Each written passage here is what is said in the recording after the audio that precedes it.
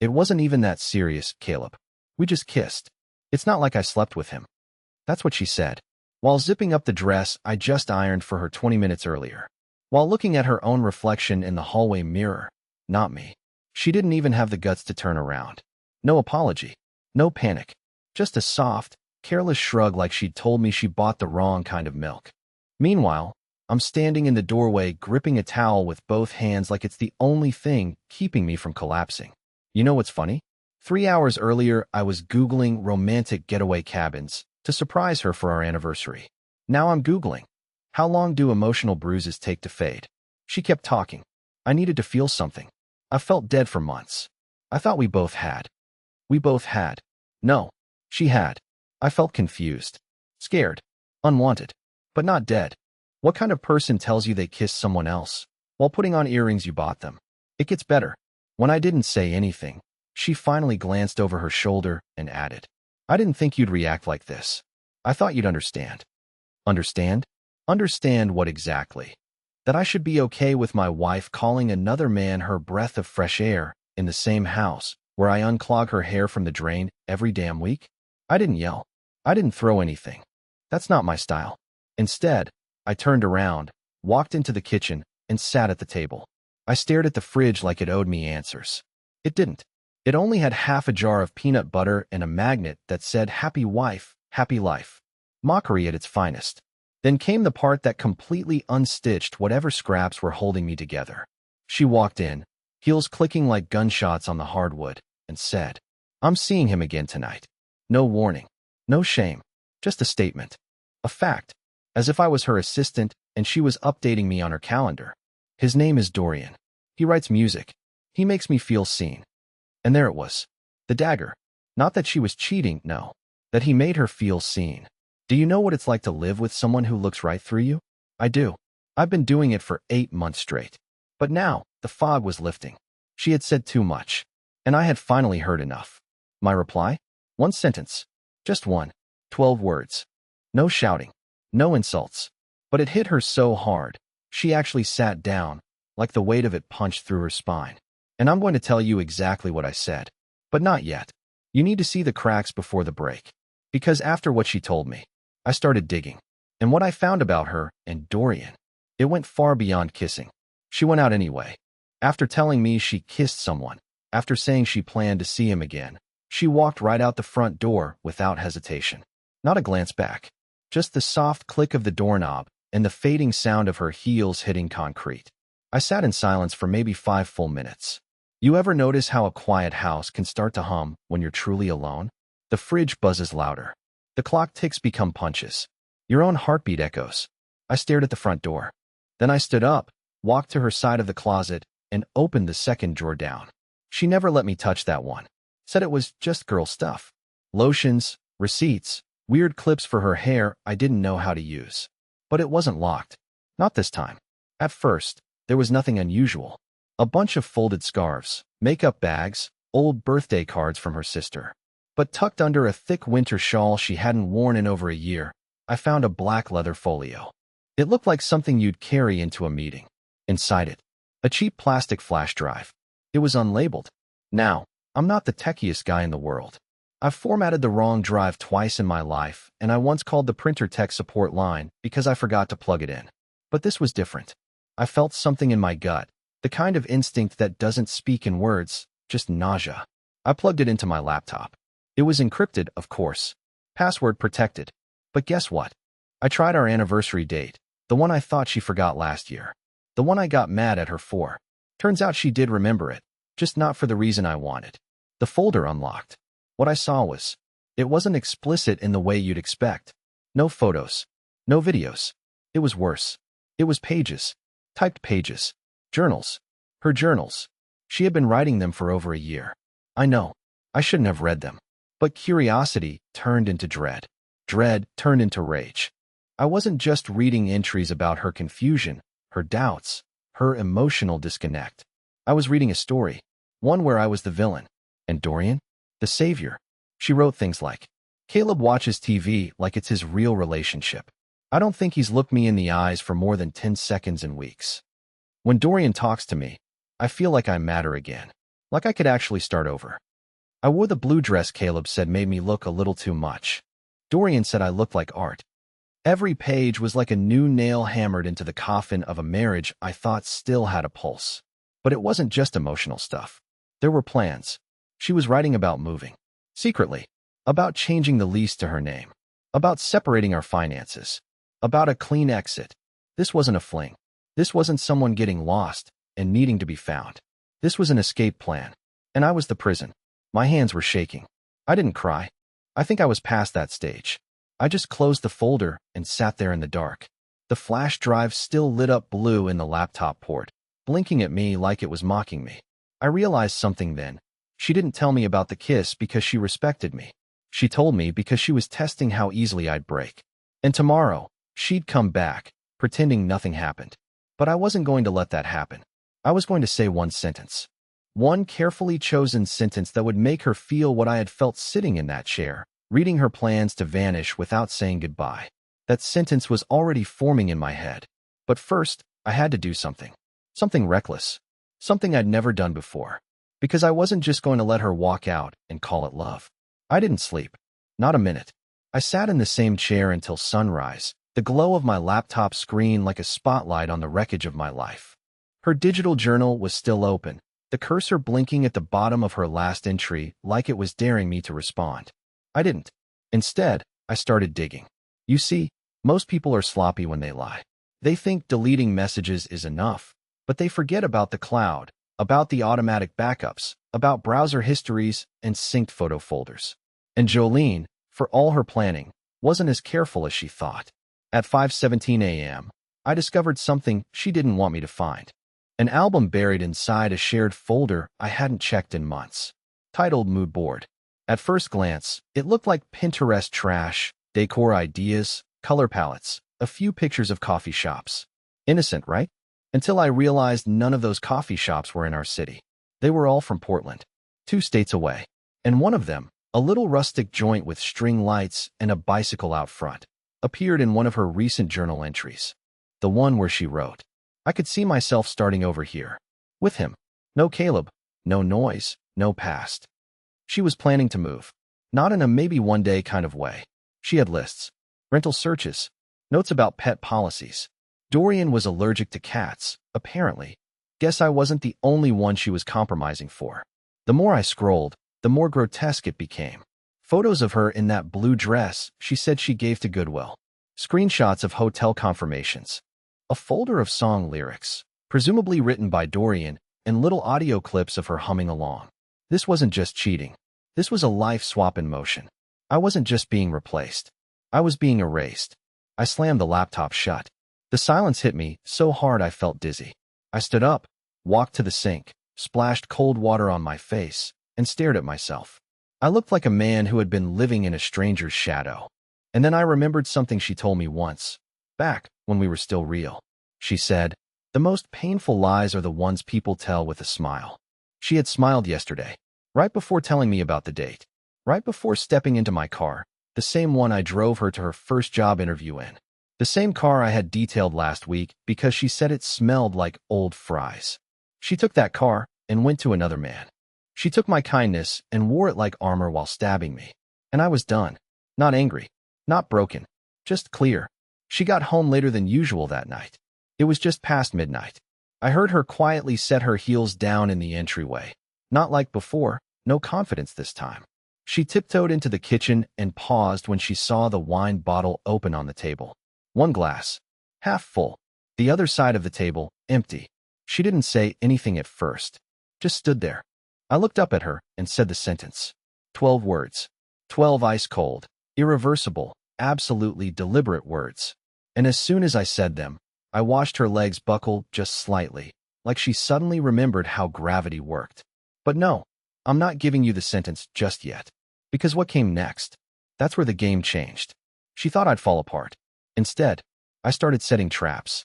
There was a 5-second delay between my sentence and her reaction, and those 5 seconds were everything.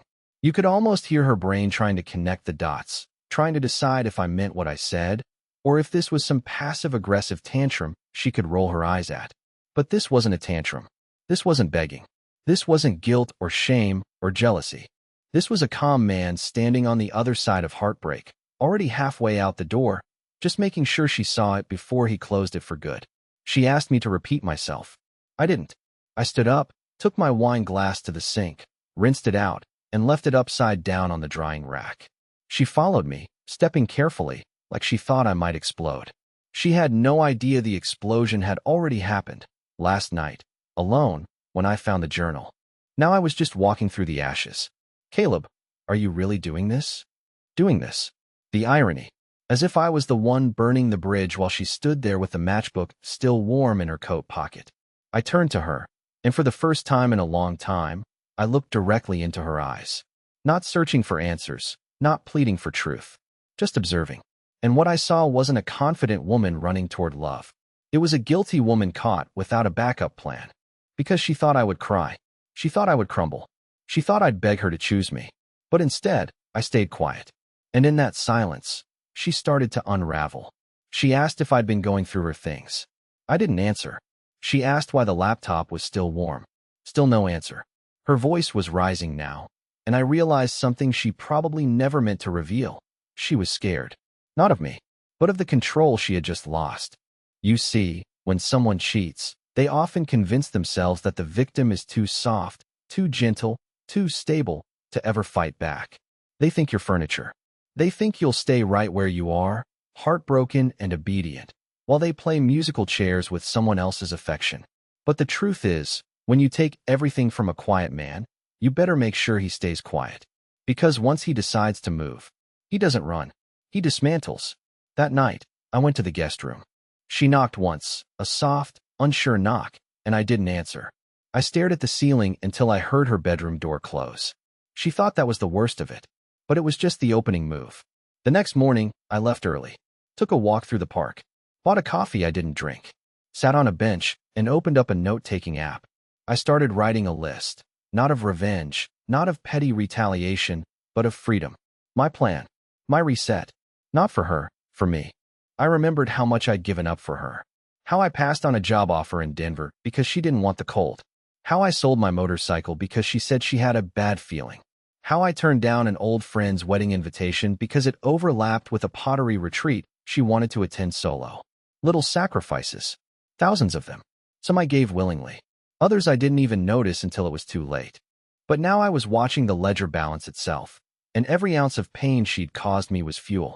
I spent the afternoon at the bank, quietly separating our joint accounts, moving half into a personal savings account she didn't know existed. It wasn't revenge. It was protection. She had made a plan for a life without me. Now I was doing the same. I froze my credit card, canceled the second line on my phone plan, the one I paid for, which she used. And when I got home that evening, she was in the kitchen reheating leftovers I had made 3 nights ago. She didn't look up. She asked if I wanted any. I said no. That was it. That's all I said. But it was louder than any argument we ever had. She could feel it, the shift, the unraveling. She wasn't walking away from a doormat anymore. She was losing a man who had finally stopped standing still. And soon, she'd realized that the life she planned with Dorian wasn't nearly as solid as she thought. Because the first trap? I'd already said it. 3 days passed.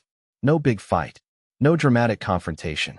Just the slow, eerie quiet of 2 people living in the same house, but not the same reality.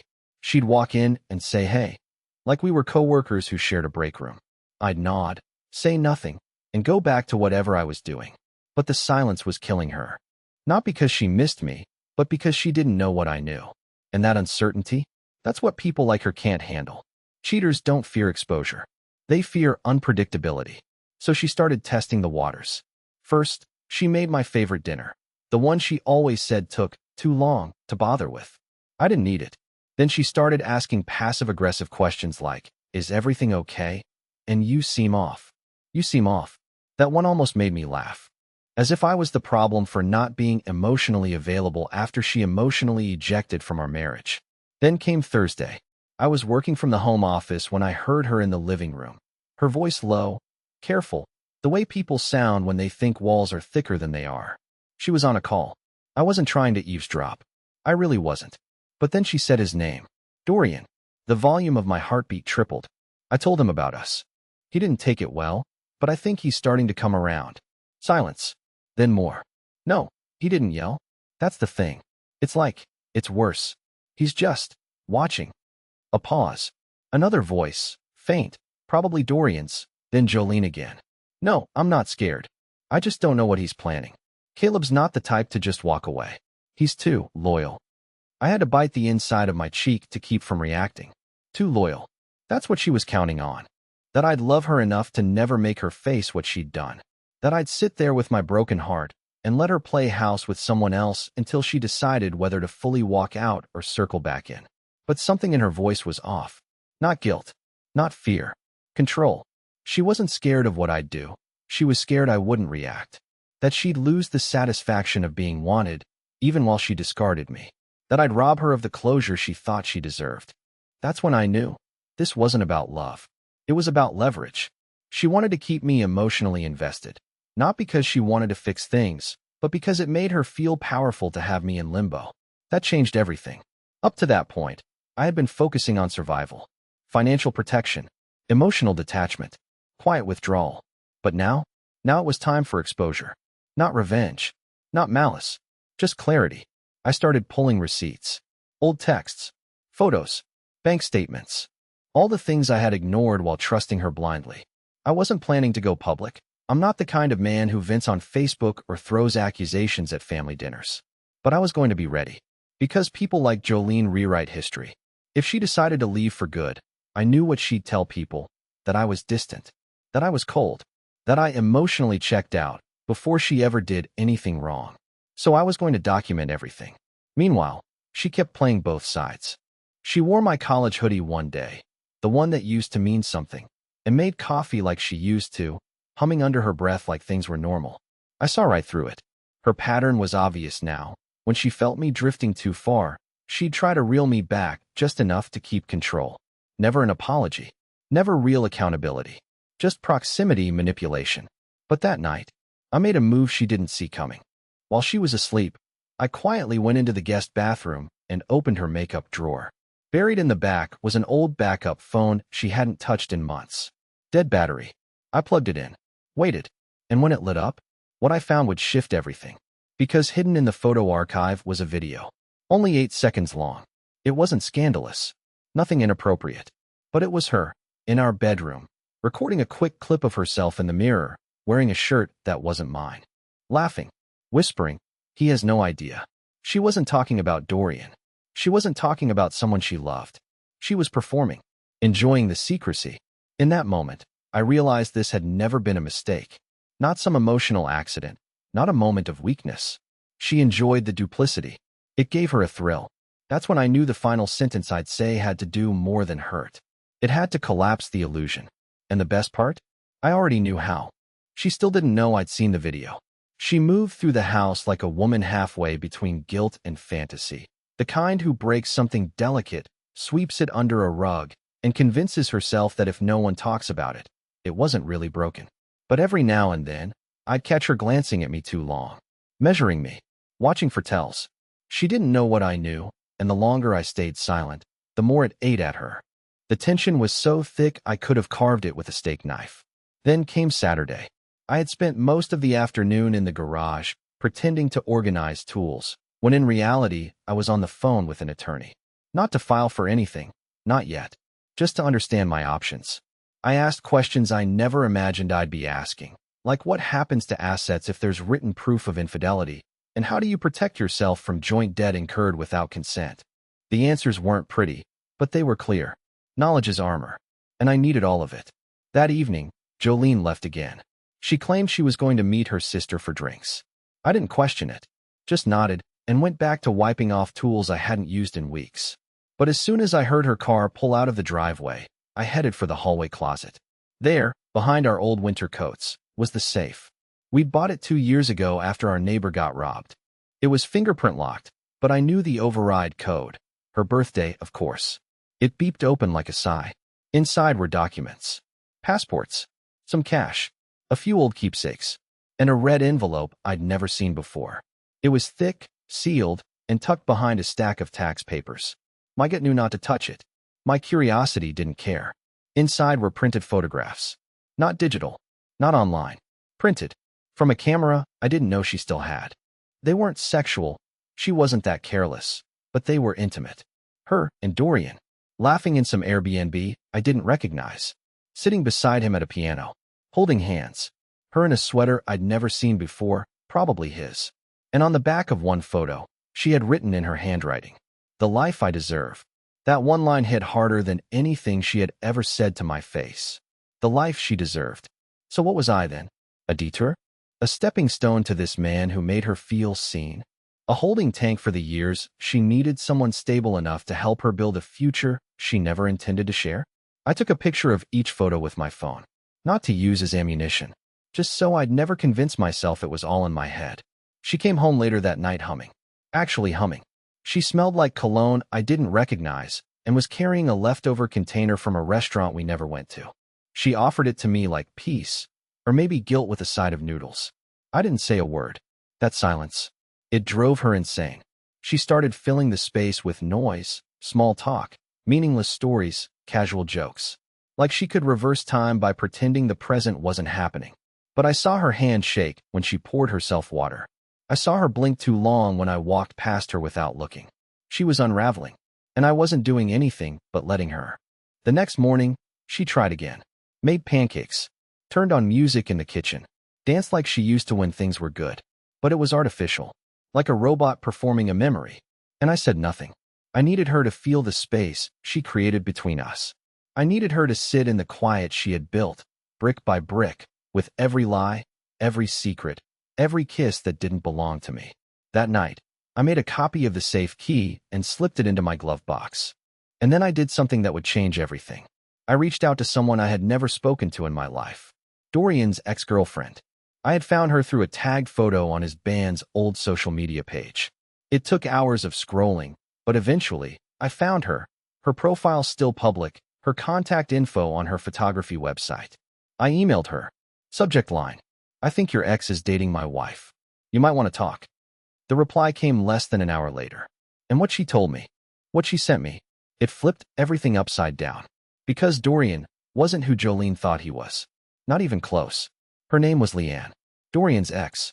She replied within 40 minutes of my message, and the first line of her email said everything I needed to know. "You're not the first man Jolene's been involved with while Dorian was around. But you might be the first who's smart enough to actually do something about it." I read that line 3 times. Leanne and Dorian had been together for almost 5 years, off and on, according to her, and the off parts were always when Dorian found someone else to orbit for a while. Someone new to impress. Someone new to extract from. Emotionally. Financially. Sometimes worse. She told me how Dorian made a habit of love-bombing women who were in transition. Marriages on the rocks. Fresh breakups, relocations. He was an opportunist, a chameleon. He'd mirror their interests, inflate their dreams, offer the illusion of escape. But the moment the fantasy became reality, the moment real life stepped in, he'd vanish. Sometimes with their money, sometimes with their car.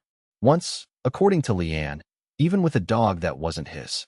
She attached screenshots, old texts, photos, voice memos of him saying nearly the same exact phrases Jolene had written in her journal. Word for word, in some cases. I could feel the blood drain from my face. Jolene didn't fall in love with a man. She fell into a story, one Dorian had told a dozen women before her. I wasn't the enemy in her narrative. Reality was. And the tragic part? She gave him everything. She gave up me. She bet our entire life on a con artist. I sat with that for a long time. And the longer I thought about it, the less angry I felt, and the more sad I became. Not for her. Not really. But for who she used to be. For the version of Jolene who used to trace my fingertips in the dark and whisper about building something that would last. That woman. She'd been gone long before Dorian. When she got home that night, I was waiting for her. No more silence. No more chessboard. No more passive detachment. This wasn't about revenge. This was about truth, the kind you say once and never need to repeat. She looked surprised to see me sitting at the table, lights low, laptop open. She paused at the door like a child caught sneaking in late. I didn't even gesture for her to sit. I just turned the laptop so she could see the screen. The email from Leanne was still open. She scanned it. Her mouth twitched. Her eyes darted like she was trying to form a response before the meaning caught up to her. But I wasn't done. I opened the folder of screenshots next. The copied journal entries. The video from her backup phone. The photos from the safe. And then I spoke. Not with rage. Not with sarcasm. Just with finality. You left a man who protected you for a man who practiced you. That was the sentence. The one I'd been holding in my chest like a loaded weapon. And when I said it, she flinched like I'd physically hit her. But I didn't move. I just let the truth sit between us. She didn't cry. She didn't deny it. She didn't throw a tantrum. Instead, she sat down. For the first time in weeks, I saw a real panic behind her eyes. She asked me where I got everything. I didn't answer. She asked if I'd told anyone. I hadn't. Not yet. And then she did something I didn't expect. She apologized. Not a small one. Not the kind wrapped in excuses, or, I wasn't myself, or, you were distant too. No, this one sounded like it came from a different part of her entirely. She said she had made the biggest mistake of her life. That she thought Dorian was a way out, not a dead end. That she didn't realize how deep she'd gone until she saw the evidence of who he really was. But here's the thing. You can only set fire to a house so many times before someone stops rebuilding it. She asked if we could talk in the morning. I told her there wouldn't be a morning. That I'd be gone before sunrise. Not to punish her, but to reclaim what was left of me. And as I left the room, she reached for my hand. I didn't give it, because what she reached for no longer existed. The night before I left, I slept in the guest room with the door locked. Not because I was afraid of her, but because I didn't want to hear the sounds of someone scrambling to reverse what they had already set on fire. She stayed up. I could hear her pacing. A drawer opening. The hum of her phone. Probably messaging Dorian, maybe deleting things, maybe sitting with the full weight of what she'd thrown away. I didn't care. Not anymore. At 6:04 a.m., I walked out the front door of the house we once built dreams in. I didn't slam it. I didn't leave a note. I left the keys on the table, canceled my name off the lease a week before, and transferred what was mine into a storage unit across town. I packed only what I needed: clothes, tools, the photo of my dad from college, and a tiny, stupid rock she once gave me from a road trip, back when I thought that kind of thing meant forever. The sky was that pale gray blue right before sunrise, where everything looks like a memory. And I stood there for a moment, outside the house, not because I wanted to go back, but because I wanted to remember the exact feeling of leaving on my own terms. Not rejected, not abandoned, free. I moved into a small loft above a bookstore downtown. It's not fancy, but it smells like paper and old wood, and the guy who owns it lets me rent it cheap in exchange for helping unload boxes on Thursdays. My days are quiet now. I walk more. I cook for myself. I read the books I kept putting off. And slowly, not all at once, I've started to feel like a person again. It's strange how healing doesn't come with fireworks. It comes with silence that doesn't hurt. With mornings where no one lies to you. With dinners where your stomach isn't in knots. Leanne and I still talk, occasionally. We bonded in a strange way. Not trauma bonding, something else. A quiet respect between people who know how it feels to be the last to know. She even sent me a photo a few weeks ago. Dorian, apparently already on to someone new. A different woman. A different town. I didn't feel satisfaction. Just confirmation. Jolene messaged once. Just once. A long, winding text about missing who we were. About how she didn't know how to undo what had been done. About how she hoped, somehow, I was okay. I didn't reply. Not because I hated her. Because I didn't need her to know I was okay. I was okay. And that's what she never understood. That some of us don't explode. Some of us just slip away. Quietly. Dignified. And then we rebuild. Stronger. Wiser. More us than we've ever been. These days, I sit on the fire escape with a cup of coffee and watch the city breathe. I listen to music again. I sleep through the night. I'm not angry anymore. I'm free. And for the first time in a long time, I'm excited for what's next.